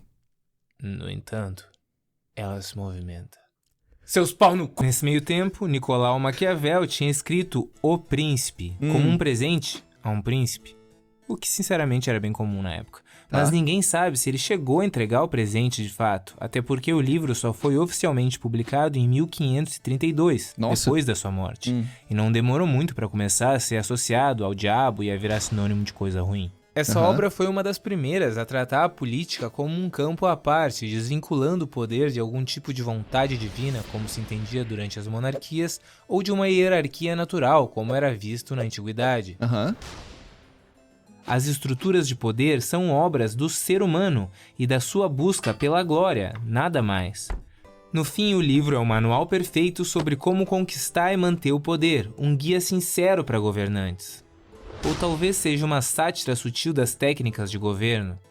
Ou, de repente, é uma análise cínica das estruturas de poder que educa sutilmente o povo sobre como resistir à tirania. Sei lá, tem tanta interpretação desse livro que vai saber. Serve como as 3, não é? Mas hoje em dia ele é muito mais lido por quem não tá nem aí pra filosofia e só quer ser frio e calculista que nem o cara do Peaky Blinders. Entendi. Por outro lado, Michel de Montaigne não via muito mérito na busca pela glória e pelo poder. Segundo ele, muitas vezes nessa busca a sorte conta bem mais do que o mérito. Então, por que correr atrás de uma coisa cujo resultado tá em grande parte fora do seu controle? Um pouco de estoicismo, um pouco de pessimismo. E bom, Maquiavel escreveu o seu livro enquanto estava exilado e tentando recuperar o seu lugar entre alguns amigos poderosos. E Montaigne escreveu toda a sua obra enquanto morava num castelo e tropeçava em barras de ouro. Além disso, Montaigne vivia admitindo uma preguiça meio preocupante. Talvez falta de ferro ou vitamina D. Vai saber. Ele só queria ficar de boa, dormir e escrever bastante, e sobre tudo que é tema filosófico. Ética, morte, crenças, problemas no casamento, inveja dos vizinhos, desempenho sexual... Olha... Meu Deus, desculpa, chat. Grande parte fora do seu controle. Um pouco de estoicismo, um pouco de pessimismo. E bom, Maquiavel escreveu o seu livro Barras de Ouro. Além disso, Montaigne vivia admitindo uma preguiça meio preocupante. Talvez falta de ferro ou vitamina D, vai saber. Ele só queria ficar de boa, dormir e escrever bastante, e sobre tudo que é tema filosófico. Ética, morte, crenças, problemas no casamento, inveja dos vizinhos, desempenho sexual, olha, tudo mesmo. Ele atirou pra tudo que é lado. Sempre com bastante ironia e sem a menor obrigação de ser objetivo ou conclusivo. Assim foram inaugurados os ensaios. que aliás é um dos estilos literários mais presentes nos dias de hoje. E Francis Bacon ficou conhecido como nada menos do que profeta da revolução científica e fez uma crítica a ninguém menos do que Aristóteles e o seu legado no pensamento ocidental. O quê? Segundo Bacon, a filosofia estava contaminada. Segundo Bacon, é uma coisa que eu nunca achei que iria ouvir falar. Por opiniões e mitos que empacavam a evolução do conhecimento. Ele dizia que a filosofia tinha que ser prática e eficaz, afinal de contas, saber é poder. Sim, essa frase é dele e se refere ao fato de que a partir do verdadeiro conhecimento o ser humano conseguiria dominar a natureza e criar o que ele chamou de Império do Homem. Isso só seria possível com uma pesquisa científica focada na observação metodológica, na experimentação e na coleta de dados empíricos. Ele é conhecido pelo uso do método indutivo, que parte de observações específicas e casos particulares para chegar a generalizações e formular teorias mais amplas. Tipo assim, esse pato aqui faz quack, aquele pato que eu vi lá na fazenda faz quack, e tudo quanto é pato que a gente observou faz quack. Então Logo, todos os patos fazem quack. Essa ênfase na experiência sensorial e na observação empírica para a construção do conhecimento fez com que ele fosse considerado o primeiro nome do empirismo britânico. E lembrem de empirismo, porque essa parte vai dar treta.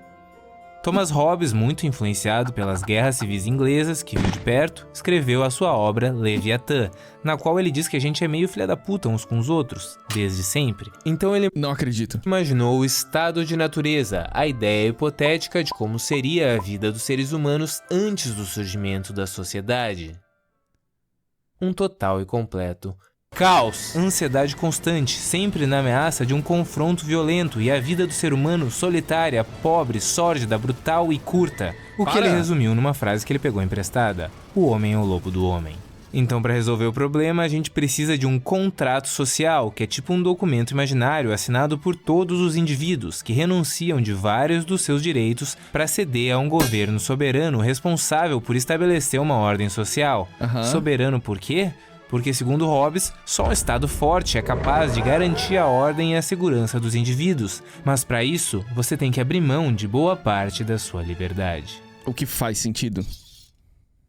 Faz um pouco de sentido. E olha só, lá vem ele, Faz bastante sentido. dançando, cheio de malemolência. O pai tá on. René Descartes, o único nome da história da filosofia que a gente realmente tenta pronunciar da forma correta. O cara que é considerado o pai da filosofia moderna. Ele mudou absolutamente tudo com uma bad trip de ácido mais ou menos assim. Talvez eu não exista, talvez nada exista, talvez um deus malvado tenha me feito acreditar que tudo existe só pra me deixar confuso. Não, peraí, Deus pega meio mal, um gênio malvado só pra não ser queimado vivo. Mas olha só, se esse gênio malvado me fez acreditar que tudo existe mesmo que nada exista, ele necessariamente tem que ter feito alguma coisa acreditar nisso tudo. Peraí, essa alguma coisa sou eu, então eu existo porque eu penso. Ou seja, penso logo existo. Não acredito, ele falou. Ele falou a frase. Para tudo, chat. Plantão Filosotreta. O pensamento de Descartes é um ótimo exemplo de racionalismo. Os racionalistas dizem que devemos duvidar de tudo o que tocamos, olhamos, cheiramos, lambemos e que só chegamos até as verdades por meio da razão. Este é um pensamento contrário ao empirismo de Bacon, que dizia: foda-se a razão, nós chegamos até a verdade pelos sentidos. Lambam o mundo. Ninguém disse essa frase. Uma boa noite. Caralho, já tinha TV assim, né? Plantão filosófico naquela época. Assim. Legal. Filosotreta. Beleza, já era século XVII e Blaise Pascal ainda estava tentando convencer as pessoas a acreditar no Deus cristão, só que agora na base do medo, a famosa aposta de Pascal, mais ou menos assim. Existem 4 possibilidades. Você acredita em Deus, mas Deus não existe. Suave. Você acredita em Deus e Deus existe. Bingo, eternidade no paraíso. Você não acredita em Deus e Deus não existe. Parabéns. Quando você morrer, você vai ganhar um total de nada. Mas será que é nada mesmo? Você não acredita em Deus e Deus existe. Aí, velho, fudeu. Na boa, fudeu pra sempre. Fudeu legal. Fudeu no fogo eterno do inferno sendo fudido pelo demônio. Resumindo, Que gostoso. vale mais a pena acreditar em Deus, porque você não tem nada a perder. E séculos mais tarde, um filósofo contemporâneo respondeu Pascal: e se a gente escolher a religião errada? A cada semana, a gente vai deixar Deus mais e mais bravo. Então Leibniz entrou no time dos racionalistas e criou uma teoria no mínimo estranha para tentar resolver um problema que vinha afligindo os cristãos há alguns séculos, o famoso problema do mal. Se Deus criou o mundo e Deus é todo bondoso e todo poderoso, por que existe tanto mal no mundo? Segundo a Teodiceia de Leibniz, porque tudo faz parte de um plano divino. Mesmo que exista terremoto, furacão, tsunami, assassinato, roubo, café com açúcar, espancamento de idosos, câncer em criança e jovem místico, a gente vive no melhor dos mundos possíveis, porque Deus criou o mundo a partir da sua razão suprema para que ele funcione perfeitamente, ainda que a nossa razão humana não compreenda, porque ela é absurdamente limitada. Aí é fácil, né? Tá bom, então. E John Locke entrou no time dos empiristas, já defendendo a ideia de que todo mundo nasce como uma tábula rasa, uma folha em branco, sem nenhuma ideia inata. Todo conhecimento vem da experiência e da percepção sensorial. Aí ele deu uma olhada no estado de natureza proposto por Hobbes e pensou: Meu Deus, quanto drama. existem direitos naturais, a vida, liberdade e propriedade. Então, mesmo antes das sociedades organizadas, esse tal de estado de natureza não era um caos. Na verdade, até que era tranquilo boa parte do tempo. Mas beleza, vira e mexe podia dar uma treta pesada, então sim, a gente precisa de um contrato social. Só que em vez de um governo soberano, a gente só precisa de um governo para proteger os direitos naturais do indivíduo, e já tá mais do que bom. Exatamente. Aí ele escreveu uma carta sobre tolerância, falando alguma coisa tipo: Pessoal, vocês aí que curtem Cristo, beleza? Quem sabe a gente para de se matar? O que vocês acham? Aquela coisa de amor ao próximo e tal. E vamos combinar assim: o Estado cuida dos nossos direitos individuais e a igreja cuida do nosso lado espiritual. Tipo, separar as coisas, saca? Acho que essa carta sobre tolerância não foi muito tolerada. Ah, e só pra deixar claro, sobre ateu não muda nada. Eles têm que se fuder mesmo. Ah, Graças a Deus o senhor falou isso. tem que se Nossa, fuder mesmo. liberdade Ateu de expor, gata. Essas e outras ideias fizeram com que ele fosse considerado um tipo de fundador do liberalismo, mesmo que ele nunca tenha falado diretamente sobre o liberalismo. E Baruch Spinoza foi mais um forte acréscimo ao time dos racionalistas. Finalmente, alguém pega o livro sagrado que moldou a humanidade, definiu a cultura ocidental e, com muito respeito, diz que isso não é um livro sagrado. É só um livro meio histórico. E aí depois levanta um monte de questionamentos sobre a existência de Deus e quase é esfaqueado na escadaria da sinagoga e é excomungado e proibido de falar com todo mundo da comunidade judaica, inclusive com a sua própria família, mas não se abala e leva uma vida mais low profile, sendo um professor particular de filosofia e polidor de lentes, sem nunca deixar de escrever. É por aí que surge o famoso Deus de Spinoza. Mano, lembra que eu falei? Ficam exilando as pessoas. Não, tu não pode falar isso. Como se fosse resolver, não resolve. Aqui já dava pra perceber que não resolvia. Que é um Deus mais esparramado, meio que Muito tempo atrás já dava pra perceber que não resolvia, tá ligado? por tudo, totalmente natural e diferente do Deus que fica lá em cima olhando quando você tá sozinho em casa dançando pelado e ouvindo cover de Sunday Bloody Sunday do Sambo. Um Deus que não transcende, o Deus da imanência absoluta. Aí, alguns anos mais tarde, Einstein disse que achava essa ideia mó legal, e os católicos entenderam. Meu Deus do céu, essa é a prova que religião e ciência andam lado a lado. Ai, Jesus Cristo. Eu tenho um negócio, porque assim... Falar de religião é sempre um negócio complicado, tá ligado? Mas por algum motivo, tem gente que não gosta quando eu falo que fé é uma coisa que independe de razão. Porque fé, objetivamente, é você acreditar num negócio sem ter provas. No momento que você acredita no negócio, mas quer dizer que tem provas para aquele negócio, ok, mas já não é mais fé. Já não é mais fé. E tudo bem, tá ligado? As pessoas vêm e tipo assim, não, mas Deus existe, eu tenho fé em Deus. E olha só quantos milagres já aconteceram durante a história. Não, peraí, mas se você quer usar milagre como prova, você já não tem fé. Você já não tem fé. E aí, tem gente que não gosta quando eu falo isso. E só pela definição de fé e ciência já não andam juntas. E tudo bem não andar juntas. Tá tudo bem não andar juntas. Tá ligado?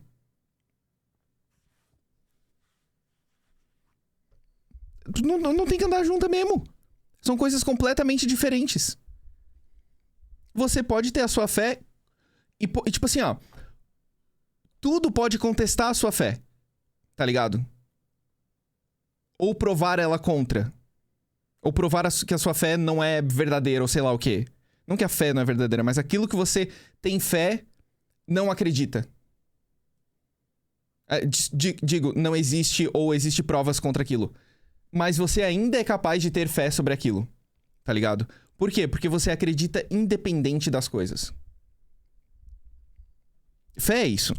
Então, fé e ciência não andam juntas. Não andam juntas. Elas buscam coisas diferentes. E aí tem gente que vai dizer, não, mas elas buscam a mesma verdade. Verdade não é só uma. Verdade não é só uma. Tem fato, tem verdade. Eu vejo uma diferença entre fato e verdade, por exemplo, tá ligado? Mas enfim, aí a gente já vai entrar em várias outras questões. É uma coach totalmente justa, mas a gente pode começar a filosofia sobre definição de fé e aí vamos longe? Então. E por aí vai. Einstein amava Jesus Cristo mais do que tudo nesse mundo. Mas muito antes disso, um moço chamado Isaac, também conhecido como Seu Newton, hoje em dia mais famoso como Sir Isaac Newton, estava sentado, encostado numa árvore e descansando. O cara que inventou a gravidade. Eu não acredito que Epifania não falou sobre isso até agora. Eu não acredito. Ele não mencionou o fato mais importante antes de Isaac Newton, que todo mundo andava flutuando.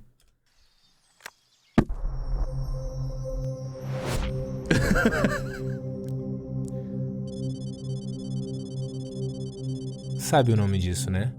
Epifania. A força gravitacional entre dois corpos é diretamente proporcional à massa dos corpos e inversamente proporcional ao quadrado da distância entre eles.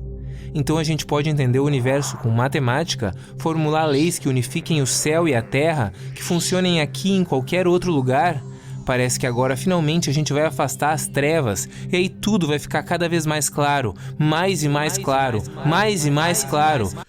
Se não fosse por ele, ninguém tomava dano de queda. Porra, Isaac Newton! Mais e mais claro. Mas peraí, se essa árvore fosse no meio da floresta e não tivesse ninguém por perto e ela caísse, ela faria algum barulho? Ah, não. Ah, pronto, Berkeley tá bebendo de novo. Vamos, Berkeley, vamos pra casa, vamos.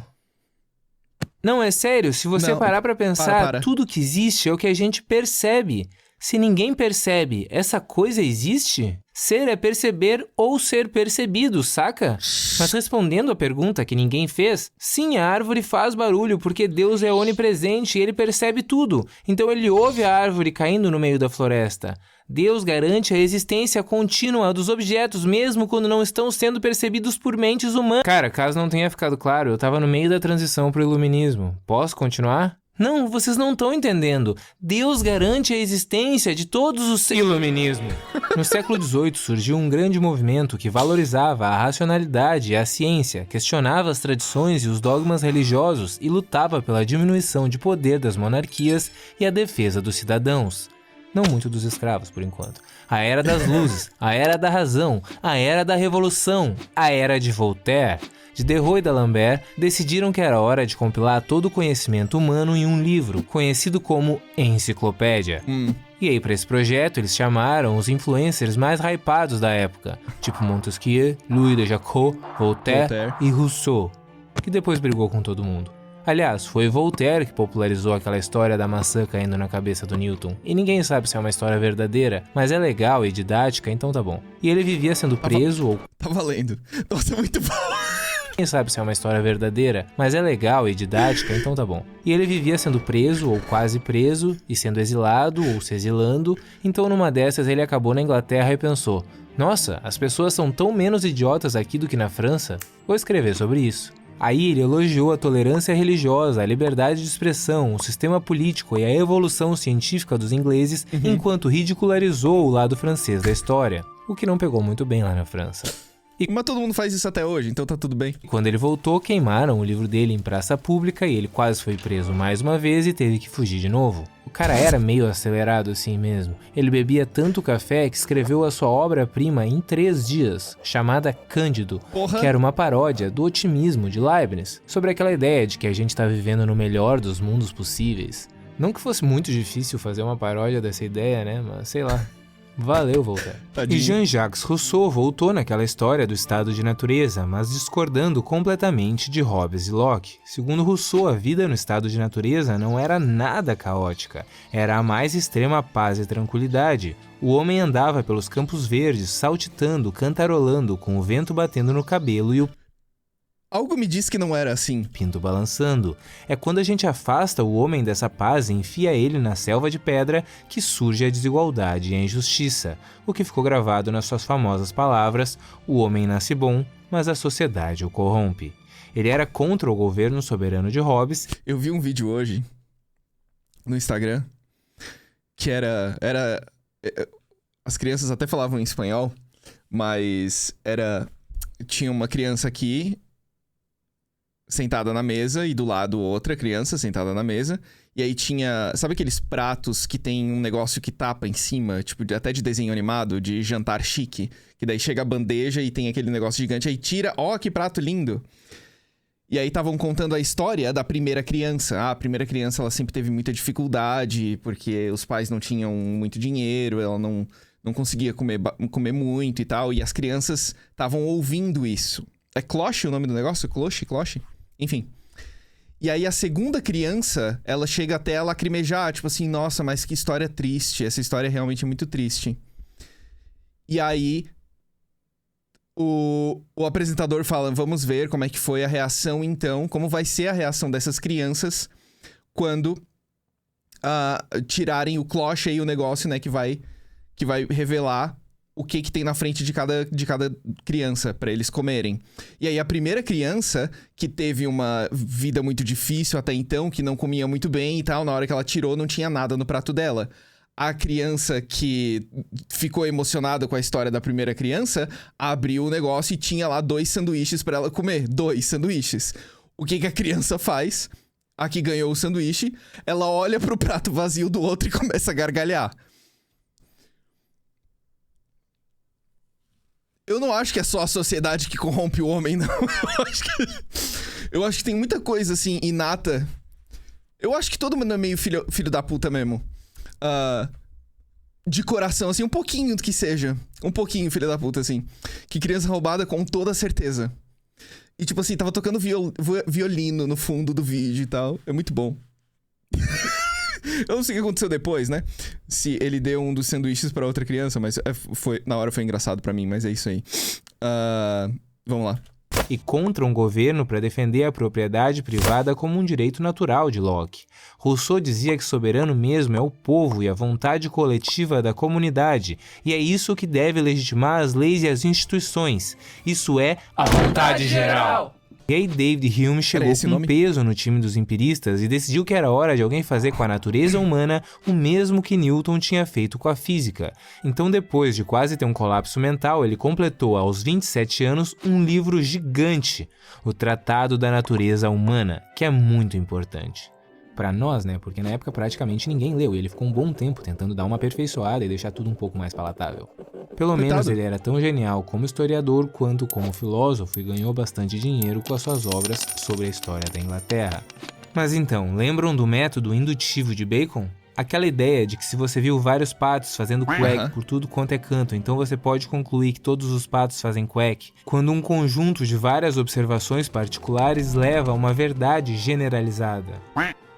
Hume achou um problema aí, o famoso problema da indução. Mesmo que a gente tenha observado uma quantidade significativa de patos fazendo quack, nada indica que eles sigam fazendo quack no futuro, ou que não exista uma espécie de pato desconhecida que faça outro barulho e não quack. Sim. Sabe por que isso não te convence? Simplesmente por hábito. Você está habituado à ideia de que patos fazem quack e acredita que as coisas vão continuar assim. Por exemplo, se te perguntassem se o sol vai nascer amanhã, você diria que sim. Mas por quê?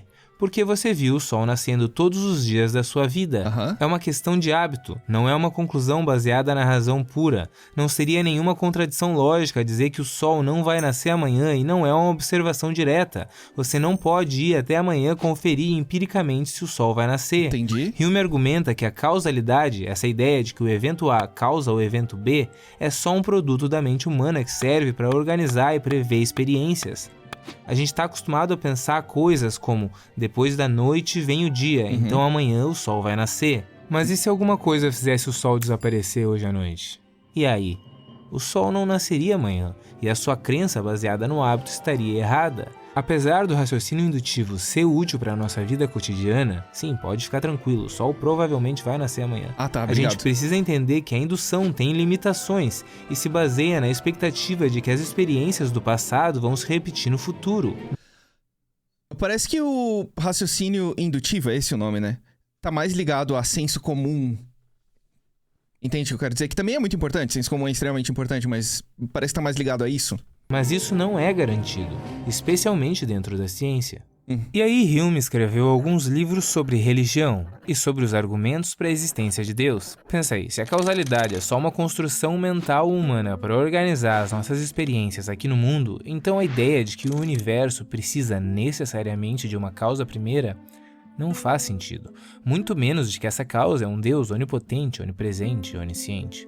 Ou seja, ou a gente aplica a causalidade e a regressão é infinita, ou a gente aceita que a nossa experiência aqui é limitada demais para chegar lá. Mas ele focou mais em um argumento teleológico que tinha ganhado muita aceitação na sua época, o famoso argumento do desígnio.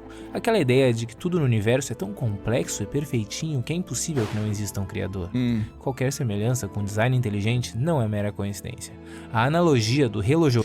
Esse negócio, tipo, mas é tão perfeitinho. Não é porque a gente aprendeu que é perfeito, sabe? Não é porque a gente ouviu que é perfeito, que a gente aprendeu que é um design inteligente, que é agradável aos olhos e por aí vai, que a gente acha aquilo bonito e perfeito e lindo e, meu Deus, só é tão lindo que... É porque eu acho que isso é aprendido também. Eu acho que tem muita intuição natural aí, de achar um negócio bonito. A beleza é um negócio que dá pra mensurar, inclusive. Mas eu acho que tem muita coisa que a gente aprendeu a ver, tá ligado? De William Paley ilustra isso muito bem, apesar de ter sido publicada depois de Hume. Ela defende que caso a gente achasse um relógio no chão, seria impossível imaginar que com todas as suas engrenagens e complexidades, esse relógio poderia ser obra do acaso e não de um criador, um relojoeiro que o tivesse construído. E aí faz uma analogia com a nossa complexidade. Como que os seres humanos, seres tão complexos, seriam obra do acaso? Hume já tinha mostrado um probleminha nesse tipo de argumentação. Pensa assim, mesmo se a gente levasse essa analogia em consideração, o que a gente faria com todas as imperfeições do mundo? Só um ser imperfeito faz coisas imperfeitas. Alguns relógios funcionam bem, outros nem tanto. Depende da habilidade do relojoeiro. Então por que a gente suporia que um Deus perfeito criou tudo? Por que... Concordo contigo, Pastor Gigas. Hume pode ser resumido em, cara, não dá pra saber.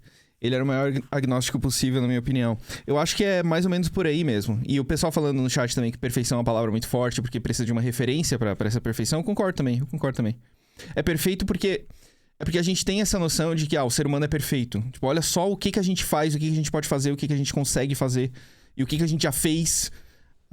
Só que entra naqueles vários vídeos que a gente já viu do Kurt Zegast, né?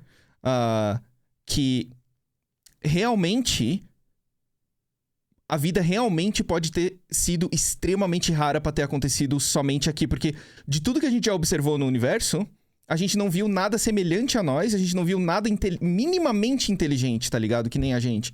Então pode ser que a gente seja uma casualidade extremamente rara, uma em trocentos trilhões, ou pode ser que a gente já tenha vivido antes, pode ser que já tenha tido seres humanos antes, só que chegaram numa barreira, a teoria do grande filtro, né?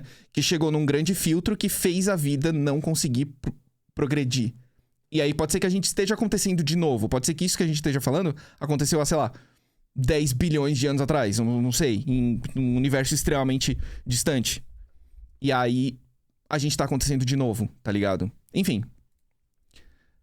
Dá pra ir muito longe nesse tipo de conversa. Não um deus imperfeito, ou sei lá, vários deuses.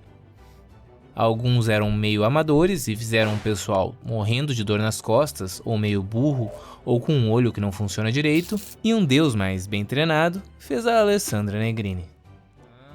Esse cismou, hein? Enquanto isso, Adam Smith, um amigão de Hume e considerado o pai da economia moderna, tinha outra preocupação em mente: alfinetes. Não exatamente os alfinetes em si, mas como se fabricam os alfinetes. Ou sobre como uma fábrica era capaz de produzir mais de 48 mil alfinetes por dia com só 10 funcionários, enquanto uma pessoa sozinha em casa mal conseguia produzir 20 alfinetes. Mas peraí, se fossem 10 pessoas sozinhas nas suas casas, daria 200 alfinetes. Então como que a fábrica de 10 pessoas faz 48 mil alfinetes? Basicamente, divisão do trabalho, ou seja, cada pessoa da fábrica se especializa em uma parte da produção. Um cara estica o arame, o outro corta, o outro faz a cabeça, o outro afia a ponta e por último alguém embala. Depois de fazer isso tantas vezes, cada um já consegue fazer a sua parte de olho fechado. É uma verdadeira revolução industrial. O trabalho é divertido? Não. Funciona? Sim. Faz os trabalhadores odiarem cada segundo da existência? Com certeza. Prazer. Capitalismo.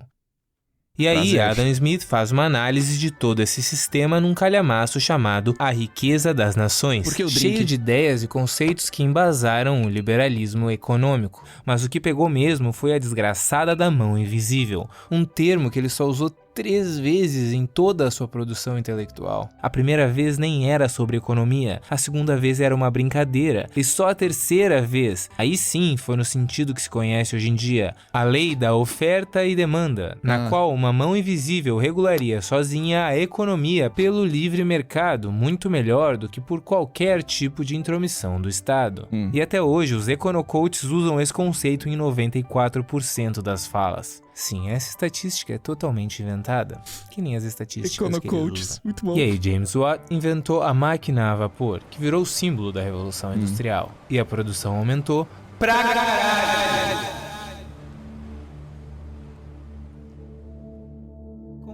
Confesso francamente, o recordar de David Hume foi em tempos o que muitos anos antes me despertou do sono dogmático e deu um novo rumo às minhas investigações no campo da filosofia especulativa. Esse é Immanuel Kant, e quando o gigante acorda, ele não tem piedade de nada. Chegam a dizer por aí que ele matou a metafísica. Bang!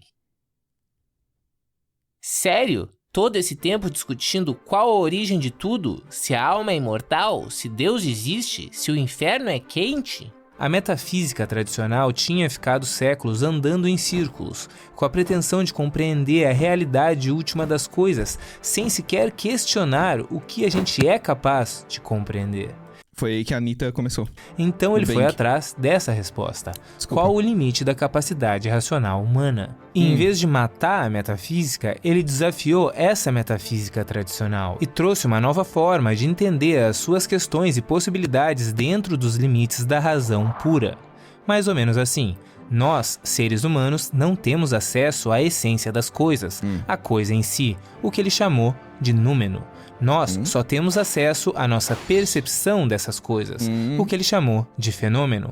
Então, em vez de buscar a verdade sobre o númeno, a essência inacessível das coisas, a gente tem que se preocupar com o que a gente pode compreender. Até tudo que a gente olha, a gente já não tá olhando direito, porque a luz bateu no negócio e é assim que a gente enxerga, porque a luz reflete o que a gente tá vendo. Quase sem delay nenhum. Mas se for botar na ponta do lápis, existe um número ali que tem um delayzinho. Então, né? Que é o fenômeno, a nossa percepção das coisas. Isso ficou conhecido Platão que deu certo. Como a Revolução Copernicana de Kant. Mas por que esse nome? Porque ele inverte as coisas que nem quando Copérnico trocou o modelo geocêntrico pelo heliocêntrico. Antes, o objeto ficava no centro e o ser humano ficava ao seu redor tentando entender a sua essência. Agora, o ser humano está no centro e são os objetos que se adequam à percepção humana. Ok. A nossa mente não é uma tela em branco que vai sendo preenchida por objetos. O conhecimento não é um reflexo passivo da realidade externa. Na verdade, a nossa percepção e compreensão do mundo são moldadas por estruturas mentais inatas, que ele chama de formas a priori. Por exemplo, espaço, tempo, causalidade e outras categorias que a gente usa para organizar as nossas experiências. Aí quando a gente observa um objeto, a gente pode chegar a um conhecimento a posteriori. Por exemplo, você vê um pato. Isso é um conhecimento que você recebe pelos seus sentidos, no caso, a visão. É um conhecimento empírico, a posteriori, não é inato. Mas aí você aplica alguns conceitos a priori, como por exemplo, o da unidade, e reconhece o pato como um objeto separado do resto. Tá. Então tá, a gente jogou fora aquele bando de perguntas sobre as quais a nossa razão não tem acesso e focou só no que a razão pode compreender. Agora, como que a gente sabe o que é certo e o que é errado? Kant diz que a ética não pode ser derivada da experiência, não teria como ser aprendida ou cada um aprenderia de um jeito. Os princípios morais partem da razão, então é um conhecimento a priori e se aplicam a todo e qualquer indivíduo sob qualquer circunstância. Daí surge a ética deontológica, que contrasta com a ética consequencialista, que era a mais aceita até então. Se a ética consequencialista age em busca de uma consequência, um resultado externo como felicidade ou gratificação, a ética deontológica parte do dever, ou seja, a gente tem que fazer o correto porque sabe racionalmente que essa ação é correta e não por algum motivo externo. Ok. Eis o seu famoso imperativo categórico. Age de tal modo que a máxima de tua ação possa sempre valer como princípio universal de conduta.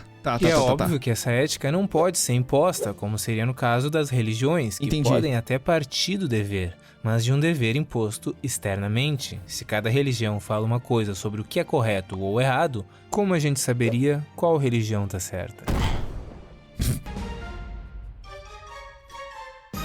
Calma aí, o plantão. Filosotreta. Plantão Filosotreta. Let's go. Kant escreve Crítica da Razão Pura, trazendo uma conciliação entre os empiristas e os racionalistas. Ele diz que os empiristas estão corretos, o conhecimento parte da experiência. Este é o conhecimento a posteriori. Entretanto, Kant afirma que os racionalistas também estão corretos. A mente tem um papel ativo nesta história. Para que a experiência seja possível, a razão humana precisa aplicar algumas categorias como causalidade, substância, unidade, pluralidade, às informações que são recebidas pelos sentidos. Então até quando duas pessoas estão certas ainda dá pra brigar? Estas categorias são condições que existem a priori, Verdade. antes da experiência externa. Resumindo, apesar de todo mundo estar um pouco certo, Kant é quem realmente está certo. Nenhum racionalista ou empirista se manifestou até o momento deste comunicado. E Revolução Copernicana nos lembra do quê? Exatamente, Copérnico. Que nos lembra do quê? Curso Essência da Filosofia, link na descrição e no primeiro comentário fixado. Verdade. Uma boa noite. Ai meu Deus, tá acabando. Oh, no! Essa é só a parte 1, a parte 2 vai demorar mais um ano. As ideias francesas iluministas se espalharam pelo mundo até chegar na Revolução Americana e Independência dos Estados Unidos, que era colônia do Império Britânico.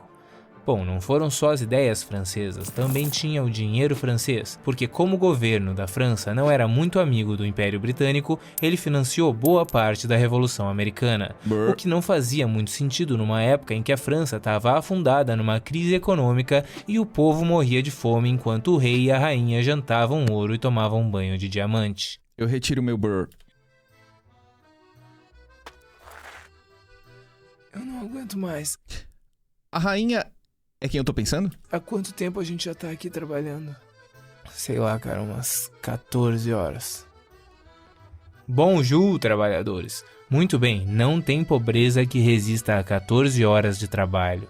É muito trabalho, senhor. É muito trabalho. Tá bom. Eu vim avisar que os impostos aumentaram. Tchau. Ah, que legal. A França era dividida em 3 estados. Primeiro estado, clero. Segundo estado, nobreza. Terceiro estado, resto. Camponeses, artesãos, burgueses, pelo menos por enquanto, trabalhadores urbanos, essa galera aí.